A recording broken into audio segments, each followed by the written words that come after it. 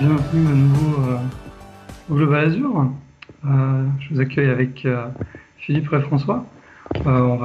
Philippe et François vont nous présenter un petit peu Azure ML avec une introduction et un retour d'expérience sur le sujet. Voilà, écoutez, messieurs, ça va bien? Ouais, très bien. Ça va. Bon, écoutez, Très bien.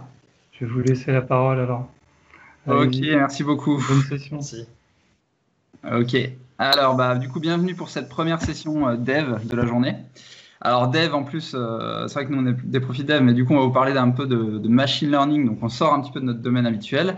L'idée en fait de cette session, c'est qu'on va parler plus précisément de machine learning automatisé. Donc clairement c'est pour les développeurs qui touchent de plus en plus un petit peu à des services d'intelligence artificielle, notamment avec les cognitive services, de plus en plus de services qui sont mis à notre disposition. En fait, découvrir un petit peu le service machine learning automatisé et voir si au final, grâce à ça, un développeur va pouvoir remplacer un data scientist. Et est-ce que finalement, c'est déjà la fin des data scientists?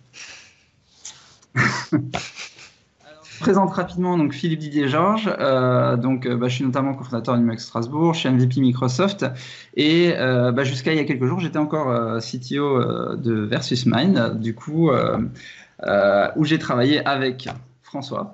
Ouais, François, donc François Simon, je suis tech lead chez Versus Mind dans l'agence de Strasbourg. Voilà. Donc oui, Versus Mind, c'est un cabinet d'architecture numérique. On a plusieurs secteurs, donc on intervient dans le conseil, dans la formation, dans du développement, et puis on est situé dans l'Est, et puis Paris et Luxembourg aussi. Voilà. Et donc le mug, petit mot quand même, petite fierté parce qu'on a beaucoup de mugs et c'est top. Donc le mug Strasbourg, ça existe depuis 5 ans maintenant. On est présent sur Meetup, Twitter et Facebook. C'est top parce que à l'époque on l'a créé, il y avait le mug Lyon. Maintenant on voit qu'il y a plein de mugs qui se créent de plus en plus et voilà, c'est sympa. On voit qu'il y a pas mal d'activités et ça bouge bien. Et notamment on fait ce bel événement, donc c'est top. Alors a priori on ne m'entend plus donc je sais pas, je vais continuer. Ok, c'est bon.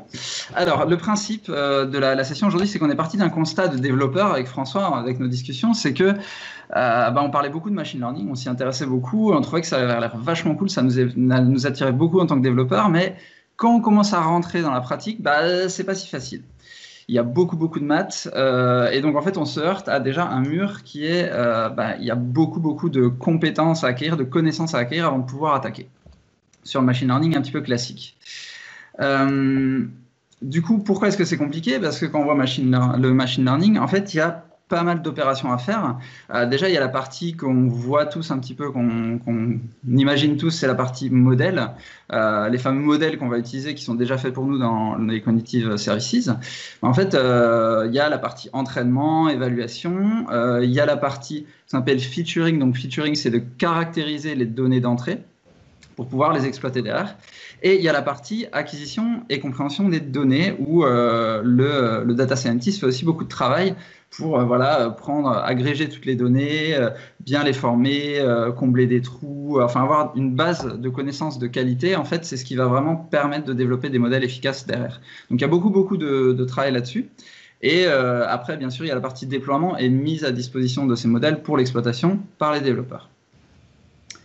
Donc c'est quand même assez compliqué et il y a beaucoup d'algorithmes. Quand on veut rentrer dans la partie création des modèles, en fait, on a énormément de théories à intégrer puisqu'il y a pas mal d'algorithmes qui se basent sur des formules mathématiques où il faut bien les apprendre, les comprendre pour savoir comment utiliser, lequel utiliser, à quel moment pour pouvoir générer notre modèle. Donc au final, c'est là que le développeur qui commence à creuser se heurte à ce premier mur et du coup, soit c'est effectivement une grosse phase de travail, soit généralement il va s'arrêter là et continuer avec les cognitive services et faire ce qu'il peut avec.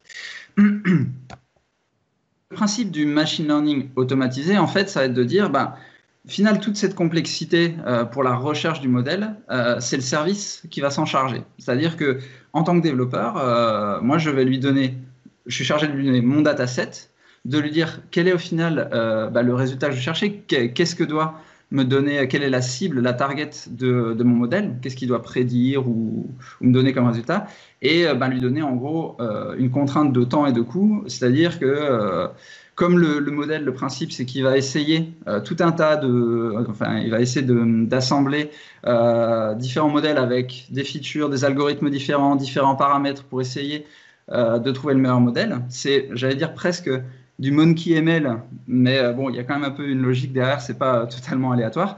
Mais comme on va lui donner ça, il faut quand même lui définir une limite en niveau temps, parce qu'à ce compte-là, il peut chercher indéfiniment pour trouver le meilleur modèle.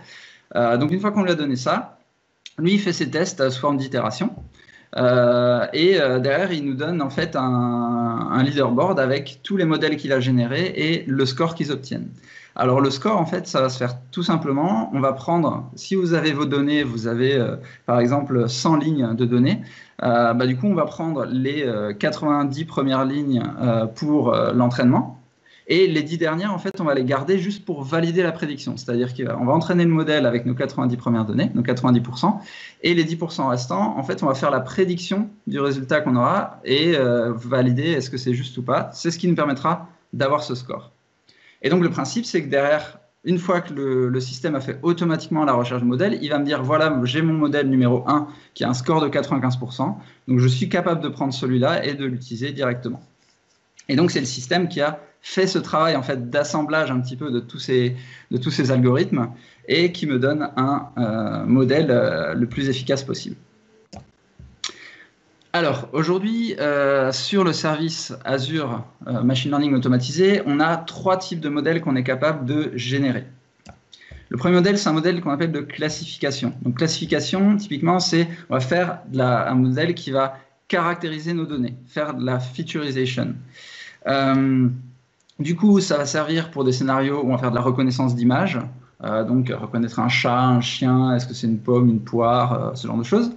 De la détection de fraude, par exemple, dans le cadre d'opérations bancaires. Voilà. Donc c'est quelque chose où, en fait, on va lui donner toutes les données et par rapport à ça, il va être capable de classer vraiment le cas qui nous intéresse selon ce qu'on va lui apprendre.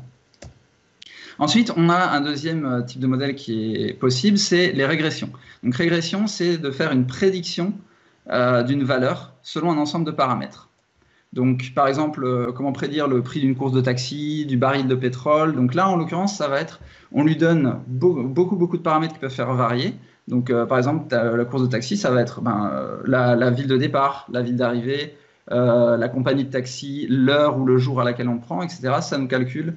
Ça nous fait une prédiction par rapport à ça. Baril de pétrole, c'est également plein de paramètres extérieurs qui vont faire varier le cours du baril de pétrole.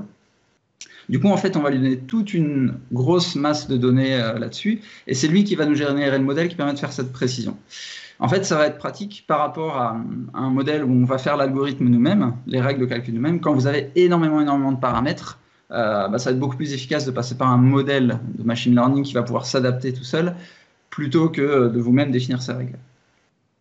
Et enfin, le dernier type de modèle, c'est la prédiction basée sur des séries temporelles. Donc là, c'est vraiment la variation de valeur avec un certain nombre de paramètres et également le paramètre de temps, en fait, de variation dans le temps pour faire de la prévision dans le futur. Donc, ça va être par exemple prévoir la demande en bretzel qu'il y aura pour le prochain marché de Noël à Strasbourg ou les ventes de vin d'Alsace par mois pour pouvoir anticiper un petit peu la production, les mises en bouteille et le stockage. Donc si on revient par contre sur les promesses, parce que ce machine learning automatisé, la première fois que moi j'en ai entendu parler, que j'ai vu la démo et que j'ai fait le premier tutoriel, ça paraît magique, on fait 3 clics, ça nous génère un modèle et ça permet de prédire, alors en l'occurrence c'était est-ce qu'une personne a des chances d'être diabétique ou pas. Et vraiment c'est en 3 clics, on a le dataset, c'est bien, ça marche bien. Maintenant, les promesses elles sont nombreuses, du coup c'est déjà en termes de productivité. D'après ce qui est avancé, on doit pouvoir trouver le meilleur modèle, entre guillemets, dans certaines limites, automatiquement. Donc, on n'a rien à faire, on lui donne les données, les quelques paramètres, et il va chercher pour nous. On va pouvoir faire du tuning du modèle derrière. Ce qui est intéressant, c'est que quand même, ça utilise les stacks et les services standards. Donc en fait, c'est basé sur Azure ML, puisque forcément, c'est le Automated ML dans Azure ML. Mais en plus, ça reste compatible avec TensorFlow quand vous avez votre modèle qui est généré. Et vous avez la possibilité de l'exporter en Onyx. Donc Onyx, c'est un format standard qui a été créé en fait par plein d'acteurs du marché, dont Nvidia, Microsoft, Facebook, il y en a plusieurs, vous pouvez regarder, mais l'avantage c'était de dire plutôt que chaque acteur du marché propose son format propriétaire et que du coup, par exemple, je fais un modèle Azure ML et du coup, j'ai pas possibilité de l'exploiter en local sur ma machine ou alors de l'exploiter sur du AWS ou un autre cloud, en fait, je peux l'exporter dans ce format standard. Ça va être scalable puisqu'on est dans Azure ML. Donc en fait, l'avantage, c'est que vos itérations, si vous voulez tester 100 itérations, à partir du moment où vous avez une machine, une VM suffisamment puissante, vous pouvez le faire en parallèle. Donc là encore, vous allez gagner beaucoup de temps. Et bien sûr, la promesse qui nous intéresse, nous, en tant que développeurs, c'est l'aspect démocratisation du machine learning, puisqu'on doit pouvoir créer des modèles performants, en tout cas le plus performant possible, avec des utilisateurs qui ne sont pas experts du machine learning, qui ne connaissent pas ces algorithmes. Et donc, c'est ça qu'on a vraiment voulu tester, et c'est là-dessus qu'on va vous faire un petit retour d'expérience. Alors du coup, François, je te laisse prendre la suite sur les slides.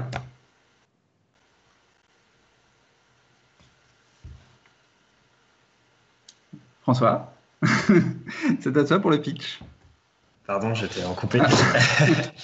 Pardon, ouais, est-ce que, donc oui, la solution, est-ce que le machine learning, l'automated machine learning permet aux développeurs de supplanter le data scientist? En fait, on s'est donné l'objectif de le faire, de tester ça avec un sujet. Donc, on a trouvé que le contexte de hackathon nous permettait de bien timeboxer l'entraînement. Donc, le sujet qu'on s'est donné, comme on n'avait pas envie de partir sur des datasets qui étaient déjà présents, on voulait directement partir sur des données qui étaient présentes en open data. Donc, on a trouvé la solution de se dire on va faire un sujet autour de la prédiction de valeur de biens immobiliers. Donc il faut savoir que les données du cadastre sont disponibles sur le site du gouvernement depuis septembre 2017. Du coup, ça nous donne pour la ville de Paris un historique qui remonte jusqu'à 2014, soit maintenant 6 ans d'historique. Donc ça nous permet déjà d'avoir une grosse quantité de données, enfin en tout cas c'est ce qu'on voulait, et qui nous permettrait du coup de tester ce portail Azure ML. Donc je vais reprendre la main. Tac, pour vous montrer ce que ça donne. Donc, Azure ML, en fait, c'est un portail. Donc, si vous faites ml.azure.com, vous arrivez directement sur le portail Microsoft Azure Machine Learning. Donc, il faut savoir tout de suite que il est encore en preview, même si il a l'air quand même bien fini. Il y a toujours des choses qui changent, des choses qui s'améliorent. Voilà, nous on l'a connu il y a une certaine époque. Tu zoomes dans le navigateur. Ah, faut que je zoome un peu. Ça marche. Comme ça va? Allez. Donc la fonctionnalité qui allait nous intéresser, c'était Automated ML. Donc on a tout de suite regardé à quoi ça ressemblait. Donc au niveau de l'interface, c'est assez simple dans le sens où on a les différentes runs qui sont les précédents entraînements qu'on a pu effectuer et la possibilité d'en créer un nouveau. Donc on a essayé d'en créer un nouveau. Alors, un entraînement, comme tu disais tout à l'heure, Philippe, ça requiert plusieurs choses en entrée. Donc, il y a la partie principale, ça va être le dataset sur lequel on travaille. Donc, c'est dans le workflow de création, c'est le premier truc. On a la possibilité d'en créer un. Je ne vais pas vous le montrer, mais parce qu'on a la possibilité aussi de voir les précédents datasets qu'on a utilisés. En fait, un dataset... pour vous montrer, on peut le récupérer depuis un fichier local ou depuis d'autres sources. On a utilisé le fichier local de notre part. Pour vous montrer un dataset sur lequel on va s'entraîner et qu'on a déjà utilisé pour entraîner notre machine, nos précédents modèles, Là, on a un dataset qui montre en fait toutes les transactions foncières. Donc, une transaction foncière, c'est une date de la transaction, une valeur de la transaction, donc la somme échangée entre les deux parties. Ici, on a le code postal qui nous permet d'avoir finalement l'arrondissement au sein de la ville de Paris du bien. Ensuite, on a le nombre de pièces et la surface totale du bien. Donc, ça nous permet du coup d'avoir une bonne approximation. Là, on a rajouté une colonne de groupe, mais finalement, on ne l'a pas utilisée. C'est intéressant aussi de savoir qu'on peut ne pas utiliser les éléments qui sont dans notre dataset.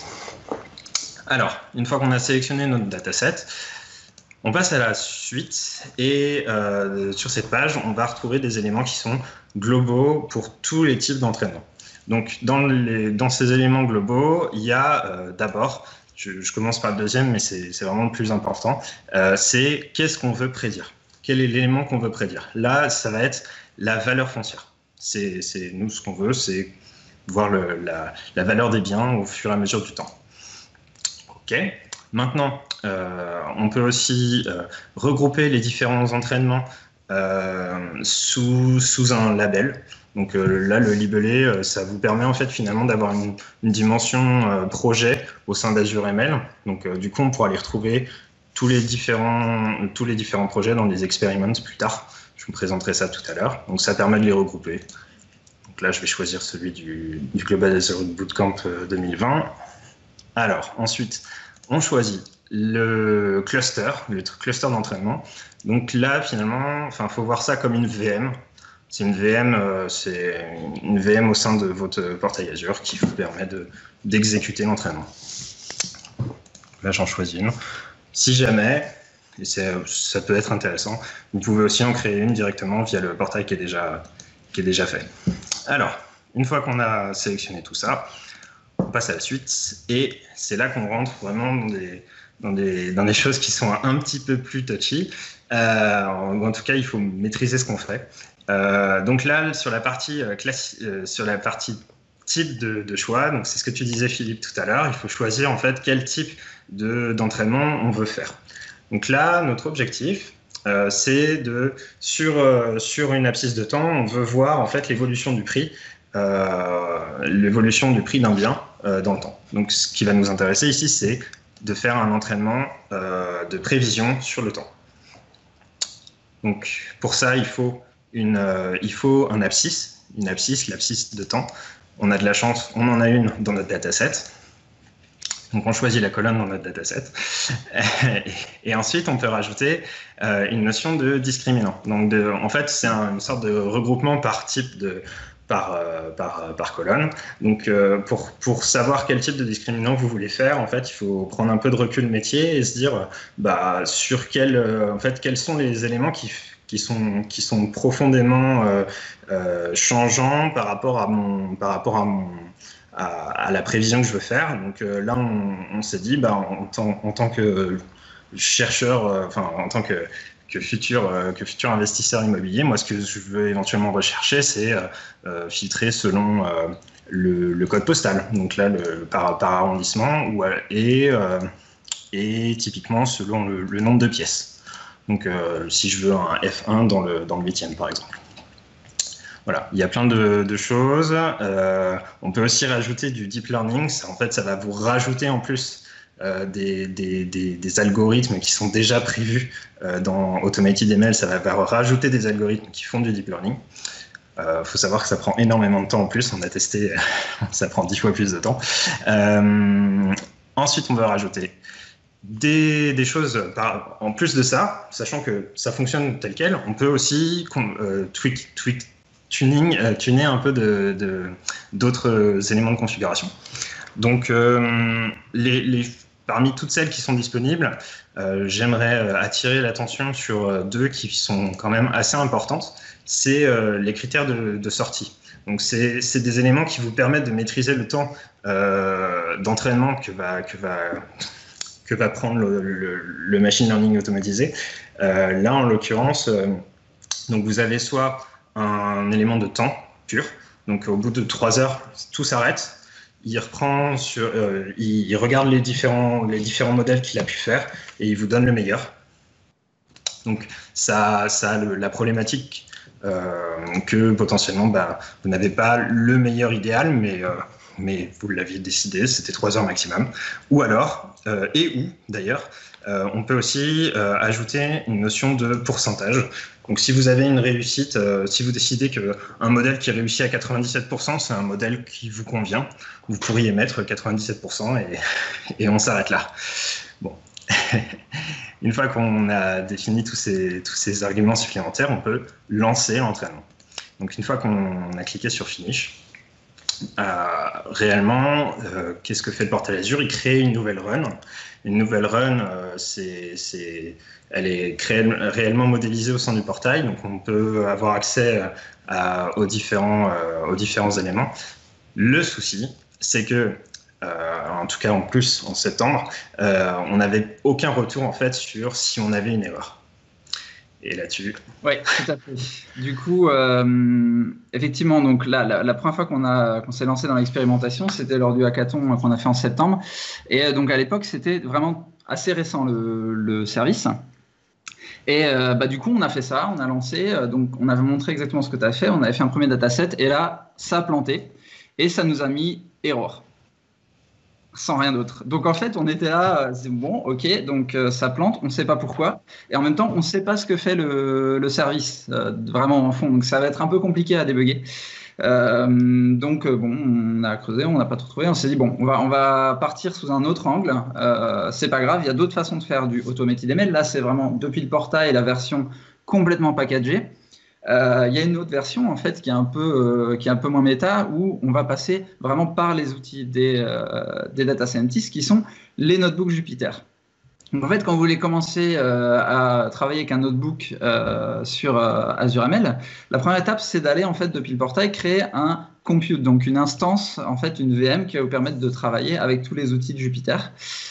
Et en fait, une fois que vous l'avez créé, vous disposez d'une machine virtuelle pour travailler. Et alors, ce qui est bien, en fait, c'est très bien prévu, c'est que dans les fichiers que vous avez, donc là, dans l'interface, pour ceux qui découvrent, vous avez vraiment la partie où vous travaillez et vous avez tout un système de fichiers à gauche. Et alors, ce qui est intéressant, c'est que vous avez directement des samples qui sont intégrés. Et du coup, avec un certain nombre de tutoriels et voilà, des samples, notamment Azure Automated Machine Learning. Et en fait, tous ces samples que vous avez là, vous les retrouvez sur GitHub, donc sur le GitHub Azure, le repo Azure, et vous avez du coup How to use Azure ML, donc c'est là-dessus que vous retrouvez ces fameux tutoriels, ces exemples, et les exemples spécifiques Automated ML. Donc en fait, on est parti là-dessus, on a commencé à regarder un petit peu les modèles qu'il y avait, et enfin les notebooks qui étaient à disposition, et on a trouvé notamment le notebook, un notebook qui permet de faire de la prédiction de vente de jus de fruits. Voilà, par magasin, avec des données géographiques, des données des clients, tout un tas de paramètres. Et on s'est dit, bon, ça a l'air d'être une piste pas trop mal. Donc en fait, on est parti là-dessus et on l'a adapté. Donc l'avantage, quand vous partez là-dessus, en fait, avec les notebooks Jupyter, c'est qu'en fait, vous avez un mélange de parties texte, un petit peu comme un wiki, et de parties vraiment du code. Donc en fait, ça vous permet vraiment d'avoir une explication claire de votre code. Les notebooks sont très bien faits. Et donc on a commencé. Ça commence en fait par une partie setup. Donc vous faites tout le setup de l'environnement. Donc vraiment vous passez étape par étape et ça vous permet d'avoir le résultat qui s'affiche directement. Donc, par exemple ici, au début, comme c'est du setup, en fait, on va afficher toutes les données de l'environnement. Donc là, par exemple, on est en SDK 1.2. À l'époque où on avait lancé le hackathon, on a fait le hackathon, on était encore en 1.0. Donc en fait, on a la possibilité comme ça de vérifier aussi que ça marche puisque forcément le SDK va se mettre à jour. Ensuite, on passe sur la partie compute. Donc là, compute, l'idée c'est d'avoir en fait, si vous ne l'avez pas encore créé, de disposer du fameux cluster qui va permettre d'entraîner le modèle dont tu parlais tout à l'heure, François, que tu as montré. Donc là, en l'occurrence, moi, si je démarre, j'en avais pas encore. Et là, du coup, c'est déjà prévu dans le script. Si je l'exécute, là, j'ai commenter, mais en fait, il va vérifier s'il existe déjà, mon ImoML Compute, et s'il n'existe pas, il va le créer. Donc là, je passe, puisqu'en fait, vous le retrouvez déjà dans mon portail, sur la partie Compute Cluster. Voilà, vous le retrouvez ici, et on voit d'ailleurs que le NewVM, il est en train de tourner, parce que tu as démarré l'entraînement. Oui, tout à fait. Donc voilà, je continue. Et là, en fait, on rentre dans la partie concrète où on va commencer par intégrer les notre dataset. Donc, pour rappel, au moment du hackathon, on avait essayé la version full auto, ça ne marchait pas. Donc en fait, pour l'instant, on n'arrivait pas à faire marcher, on a attaqué par là. Donc on commence par notre dataset et on retrouve ici en fait notre CSV avec nos données groupées en fait déjà par arrondissement, par nombre de pièces, etc. Donc, je lui donne mon CSV, je charge déjà la variable time_colon_name, puisqu'en fait, comme on est sur du time series, c'est très important de pouvoir lui donner la colonne qui va être notre repère de temps. Et voilà, je lui dis qu'il faut la parser en tant que date quand il va charger notre CSV. Donc, je fais ça, je le charge, et du coup, j'affiche le contenu de ma variable data, et je vois du coup que ça s'est bien passé. Ensuite, je passe à l'étape suivante, c'est de définir le grain. Donc, les colonnes de grain, c'est les fameux discriminants qui vont me permettre c'est la partie featureization, de donner un peu de contexte à mes données. Donc là, en l'occurrence, je vais lui dire, faut que tu regroupes les données qui vont ensemble. C'est déjà les données qui sont dans le même arrondissement, les données qui ont le même nombre de pièces, puisqu'en gros, c'est ce qui va définir un peu la valeur. Entre forcément une pièce ou un 3 pièces dans le 12e, ou alors un 3 pièces dans le 12e ou dans le 20e, ça va varier au niveau des prix. Tout ça, ça va avoir un impact. Donc, comment le modèle doit regrouper les données pour avoir une compréhension plus fine en fait, du sens des données et faire ses prévisions. Donc je fais ça, il me dit voilà, j'ai 60 time series individuelles, pourquoi 60? J'ai 20 arrondissements et pour une question en fait déjà d'avoir des données de qualité, ce qu'on a fait en première approche, c'était de réduire déjà aux 1, 2 et 3 pièces uniquement. Donc voilà, c'est pour ça qu'on a 60 données. Après, on a une petite phase qui nous permet, si on souhaite, de réduire un peu la quantité des données juste sur certains arrondissements pour entraîner plus vite. Voilà. Et donc ensuite, on attaque la partie séparation de nos données.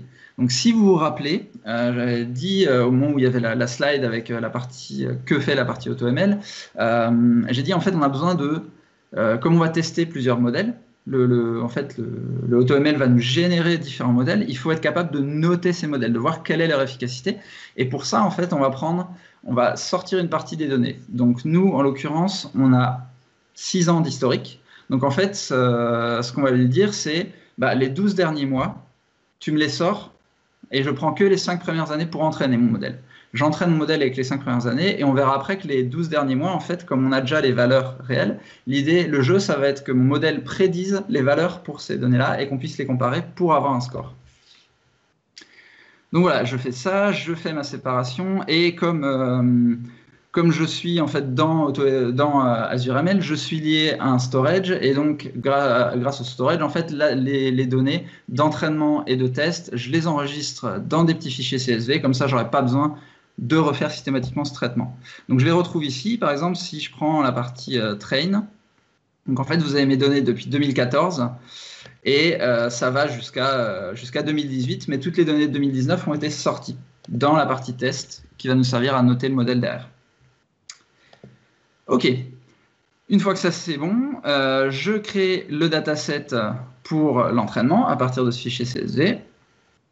Et ensuite, j'attaque la dernière partie qui va consister à produire mon modèle. Donc la première étape, c'est de dire quelle est ma target, quel est au final le champ que moi je veux prédire. Et la prédiction que je veux faire, c'est sur la valeur. Donc je lui donne ça.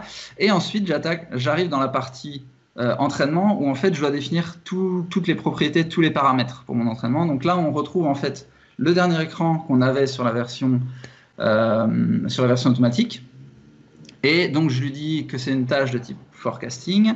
Je peux lui donner voilà, les métriques, c'est des choses qui sont déjà de base donc ça permet de dire bon, ce que je comprends pas je peux le laisser et je vais essayer d'adapter. Là, au lieu de définir une limite de temps pour l'exécution, j'ai dit je veux que tu me calcules 10 itérations, et comme ça, je pourrai choisir la plus importante. Et voilà. Et en fait, arrivé là, donc je vais le lancer, mais ça prend pas mal de temps. Donc, on ne verra pas la fin de l'exécution, je prendrai une autre exécution pour la suite. Mais en fait, c'est là qu'on a commencé à comprendre ce qui n'allait pas quand on a fait le hackathon, parce qu'en fait, s'il n'y avait pas d'erreur très claire dans la partie automatique, là, on avait une erreur très claire sur quel était le problème sur les données. Donc, par exemple, on avait des données qui étaient en double pour la même time série. On avait des données manquantes. On avait tout un tas de problèmes, mais au moins, l'erreur était claire. Donc, petit à petit, grâce à ça, on a retravaillé notre dataset. Et donc, du coup, on a retravaillé notre dataset. Du coup, François, je ne sais pas si tu veux montrer rapidement comment on a fait. Ouais. Je vais montrer. Du coup, c'est en fait... comme on était en hackathon et qu'il fallait aller vite, alors du coup on a pris moi j'ai pris l'outil que je maîtrise, donc SSIS, et j'ai fait ce petit ce petit package qui nous permet en fait du coup déjà d'initialiser en fait un réceptacle de données. Donc ce qu'on a fait, c'est que on a fait une petite base SQL Server qui allait recevoir la totalité des données. Alors pourquoi je dis ça? Parce que en fait les données du cadastre elles étaient avec un fichier par arrondissement par année. Donc on avait comme tu l'avais tout à l'heure, donc comme tu avais dit tout à l'heure, donc 20 arrondissements x 6, donc on avait 120 fichiers à agréger. Ensuite, du coup, pour filtrer et pour ne pas se trouver avec les erreurs dont tu as parlé, où il y avait potentiellement des données dupliquées, ou l'algorithme ne pouvait pas fonctionner, parce que du coup on a fait une requête bien sentie qui permettait du coup de filtrer en fait qui permettait du coup de filtrer les données correctement en enlevant aussi des notions de bruit.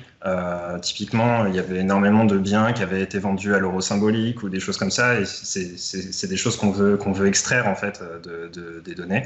On parlait de se limiter aux biens inférieurs à 4 pièces. C'est clairement comme ça qu'on l'a fait. Donc voilà, l'objectif étant à la suite en fait d'avoir le fichier CSV que tu as montré tout à l'heure, et qui peut fonctionner dans l'automated ML. Ouais, alors en fait oui, c'était ça le plus gros du travail au final, parce que c'était déjà de réussir à faire tourner cet entraînement qui passe, et c'était surtout le travail sur notre dataset. Donc finalement on a réussi, et alors la magie du truc, c'est qu'une fois qu'on a réussi, ça a marché en full auto. Donc on a compris en fait simplement cette première version full auto que vous aviez au début, c'est juste une surcouche à ce modèle-là. Donc une fois que vous avez fait le bon dataset, ça passe.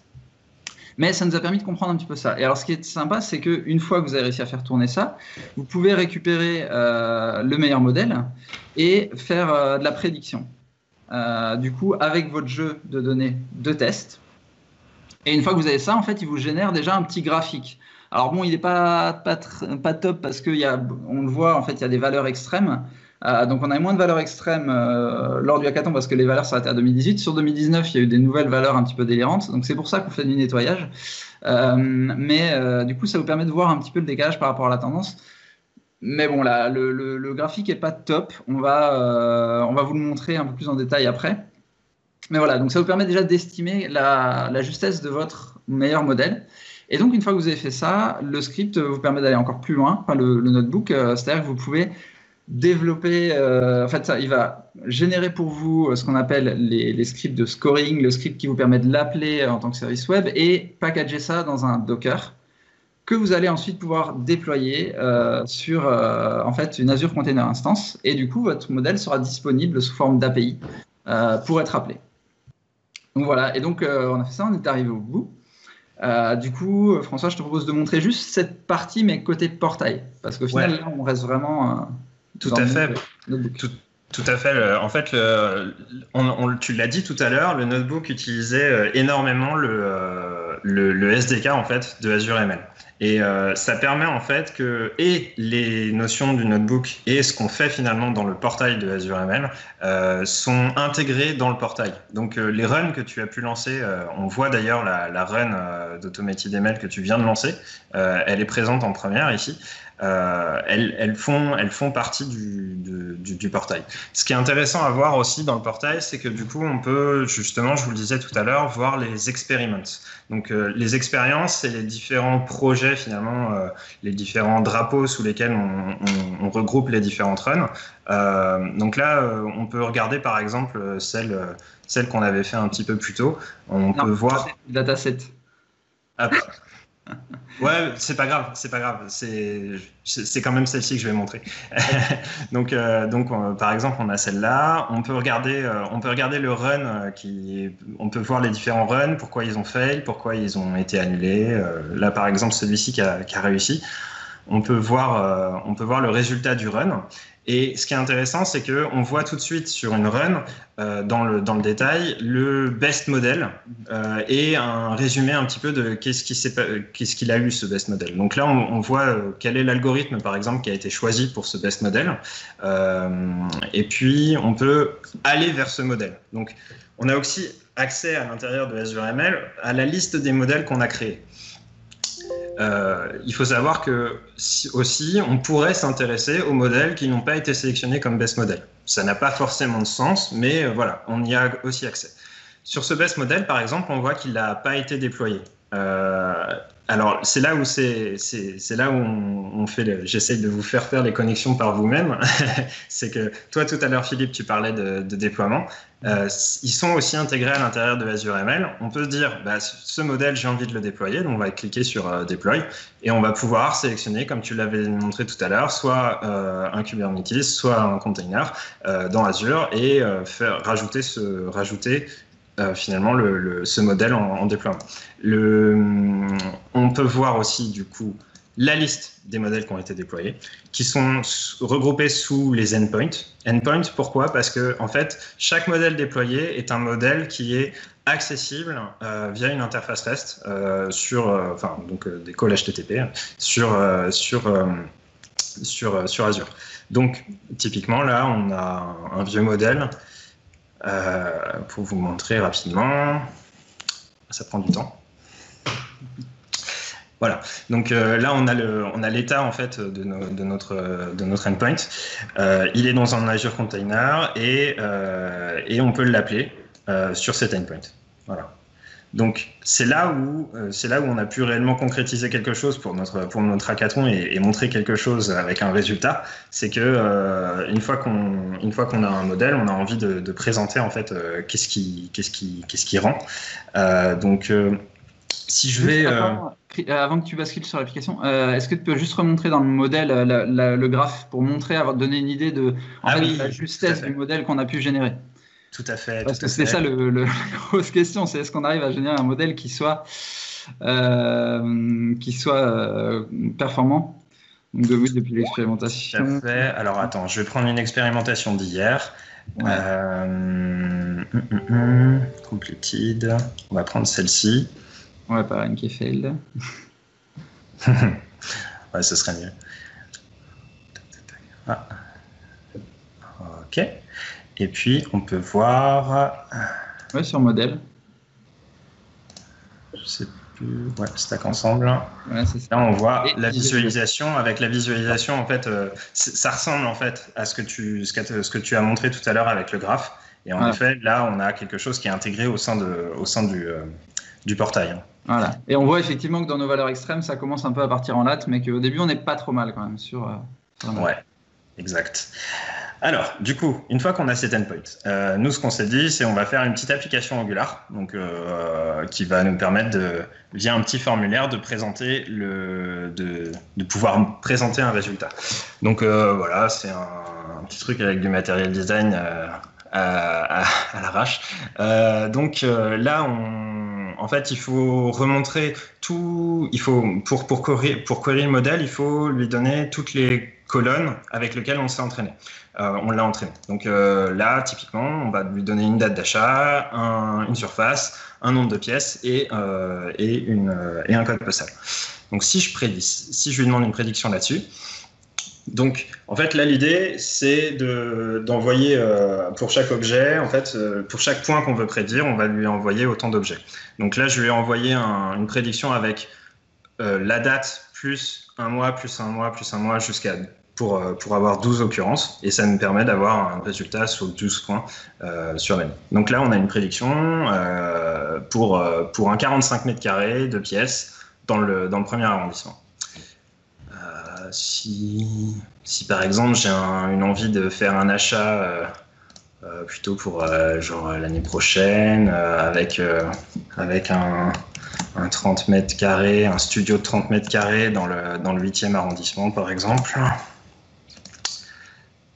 Voilà, bon, on a des prédictions qui sont différentes. Alors, maintenant, il faut prendre du recul sur ce qu'on a fait. Clairement, on n'est pas des data scientists et on a déjà présenté ce call 2 fois. On a eu des retours qui nous ont permis aussi de prendre encore plus de recul alors qu'on en avait déjà à l'époque. Il faut clairement pas voir cette prédiction comme quelque chose. Alors justement, c'est le moment parfait pour la conclusion. Ouais. Un petit peu le retour d'expérience là-dessus, justement. Donc, la question au départ qu'on avait, nous, c'était est-ce que l'Automated ML, ça permet à un développeur, ça nous permettra, nous, développeurs, de créer un modèle efficace? Alors, oui, dans une certaine mesure.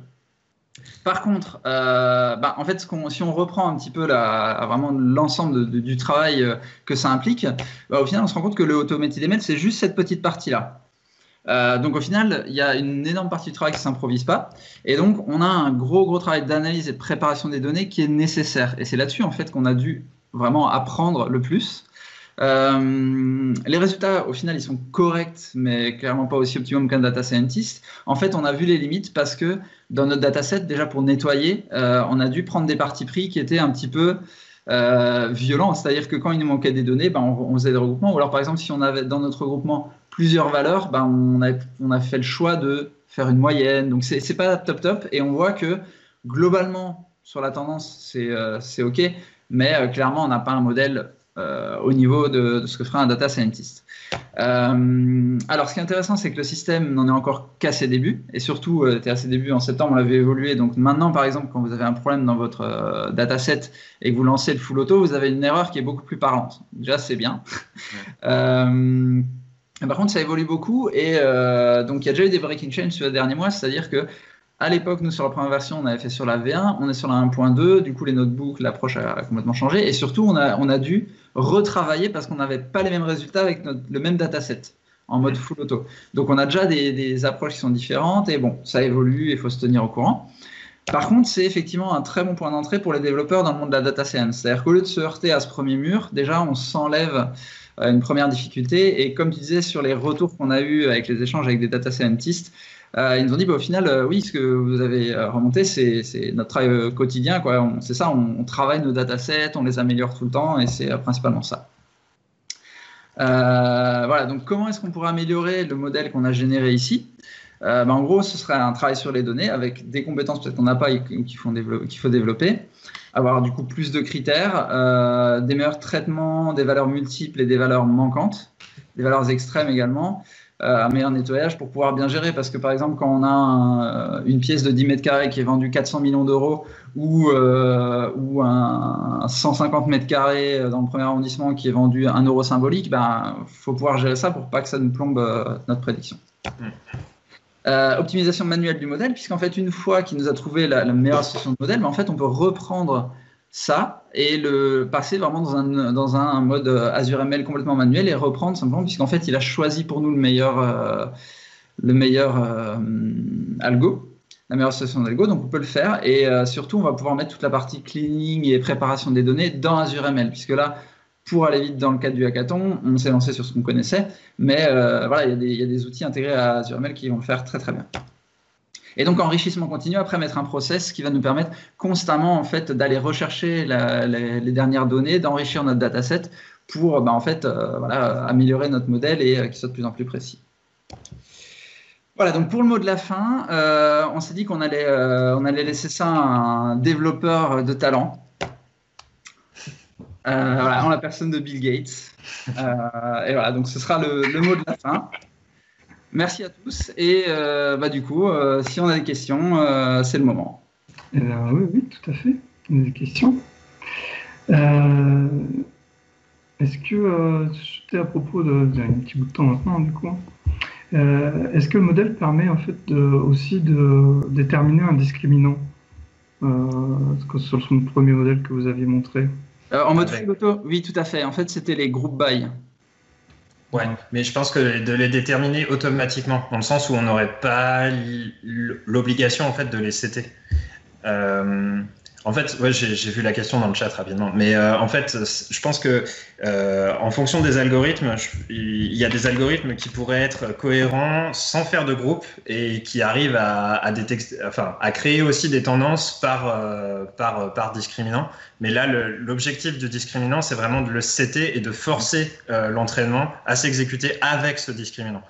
C'est pas que l'algorithme le détecte par lui-même. C'est le choix qu'on a pris. Ouais. Après, sur la partie algorithme d'AutoML, il est capable de détecter tout un tas de choses aussi. Par exemple, sur les time series, il est capable de détecter les vacances, donc les périodes de vacances qui peuvent impacter sur les données. Il y a toute une intelligence en fait qui est au-dessus qui va permettre en plus de détecter peut-être effectivement des discriminants ou des impacts que nous on connaît pas. Mais de base, quand on les connaît, les impacts qui au niveau métier ont du sens, on va les définir. Mais il y a effectivement toute une intelligence derrière qui permet d'aller chercher. C'est pour ça que je disais c'est pas tout à fait du monkey ML où il va tester de façon aléatoire tous les modèles. Il y a une première analyse featureisation des données qui permet en fait de cibler ça quand même. Et je l'avais constaté parce que sur les entraînements, entre un entraînement où je faisais 5 itérations où j'en faisais 20, au final, le modèle qui était le meilleur, il était déjà testé au départ. D'accord. Ok. Il y avait une question aussi sur les notebooks Jupyter. Est-ce que le système de note du score est-il toujours calculé de la même manière, quoi? Est-ce qu'il y a d'autres façons de calculer la note pour le score? En fait, ça va dépendre. Oui, il y a plusieurs approches. Il y a en fait une façon de calculer le score et l'erreur. Donc là, typiquement, il y a une version qui est proposée, une option qui est proposée en standard dans le notebook et d'ailleurs dans la partie AutoML. Typiquement, c'est là-dessus où, en tant que développeur, il faut aller chercher parce que c'est des connaissances qu'on n'a pas. De dire, je peux changer l'option, mais je ne sais pas vraiment ce que ça va faire derrière. Donc c'est de la découverte, c'est petit à petit. C'est pour ça que on attaque vraiment en mode full auto. Et après, on joue un petit peu avec les paramètres pour faire du tuning en fait et de l'optimisation. Et c'est vraiment du étape par étape, pour rentrer dedans. Ok. Moi, j'avais juste une petite dernière question rapide. Globalement, quel est le coût de ce genre AutomatisML ou par exemple, combien ça a coûté à peu près pour le cas que vous avez présenté, quoi? Alors, sur le hackathon, on maîtrise vraiment les coûts. En fait, ça va dépendre vraiment de la puissance de la VM que tu prends. En fait, tu choisis vraiment des VM sur des formats standards. En l'occurrence, comme c'est vraiment à la demande, tu peux te dire, au final, tu peux provisionner vraiment un gros truc pour juste 1 heure ton entraînement qu'il aille plus vite plutôt qu'il prenne 2 jours. Ça te permettra de travailler. Après, tu essaies d'économiser en réduisant les données au début. Mais là, par exemple, pour le hackathon, je crois qu'on en avait pour peut-être, je ne vais pas dire de bêtises, mais entre 80 et 100 euros. Ok. Après, on n'a pas une somme de données monstrueuse, puisqu'au départ, on avait quelque chose comme 20 mégas de CSV, je crois. Ouais, c'est ça. Ça réduit au final le dataset, tu dois faire 1 méga 7 ou 1 méga 9. Une fois qu'on a tout nettoyé, parce qu'il y avait plein de champs qu'on n'utilisait pas. Donc au final, le dataset n'est pas monstrueux. Je pense que si tu attaques ça avec des datasets qui font plusieurs gigas, Tera, ça va commencer à piquer un peu plus. Ouais, c'est clair. Merci à vous. Je crois qu'il n'y a plus qu'à vous applaudir. Merci. Merci.